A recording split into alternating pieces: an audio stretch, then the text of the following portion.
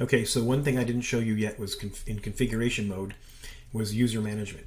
So we're going to come in here and you can see that there's usernames, there's the login, and there's the type. So I'm going to add a user. I'm going to add me.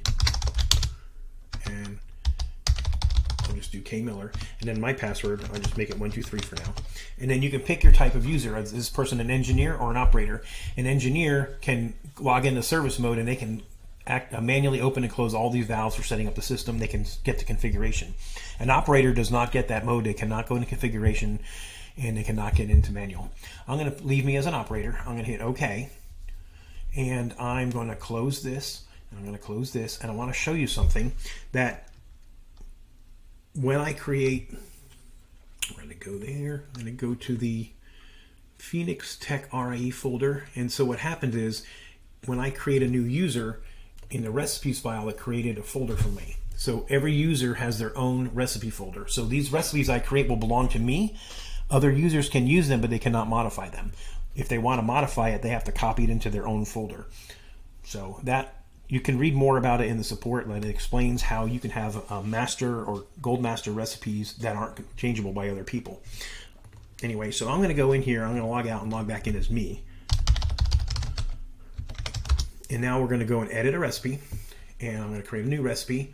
We'll call this Etch15, just for a name. And I'm going to pump base pressure to, let's just say, 75 millitorr. And once we hit it, we'll wait there for 10 seconds. And then after that happens in my first process step, I'm going to say I want my argon to be at 25. I want my BCl3 to be at 50, and then I'm going to set my process pressure to, let's say, 100 millitorr. And I'm going to do this for 10 seconds. So this is the stabilization step. I want my gas flows and my pressure on. I'm going to hit copy. Go next. I'm going to paste this because I want the same thing. And then I'm going to turn my RF on at 250 watts. And when we do this, we're going to do this for 20 seconds.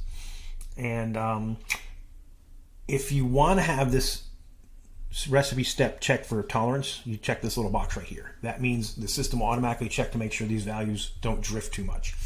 But 20 seconds isn't long enough for that, but I'm just showing you how this works. You have to go at least 15 seconds plus whatever your value is set in the configuration mode.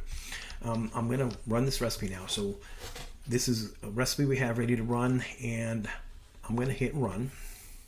First thing it's going to do is open up my folder recipes. So if I want to run someone else's recipe folder, I can go up one level and I can pick an engineering or an operator. So there's a bunch of recipes here, but I'm going to go back to my folder and I'm going to run my recipe. Once I do this, it opens up my data log information. You can enter a lot ID or whatever you want. I'm going to just call this testing, and I can put notes in here.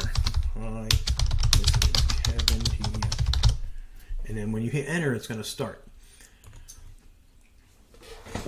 So now let's say I want to abort the run. I'm going to come over here and click this button and hit abort. And now you'll notice it says recipe aborted by operator, and it says recipe aborted here, and the system will just wait there for you because it didn't run any gas. If it runs gas, it has to pump out the chamber just for safety reasons. But since we were just starting to pump it down, it doesn't really matter. And this video is getting long enough. I'm going to end this video and I'll do the rest of the run in a separate video.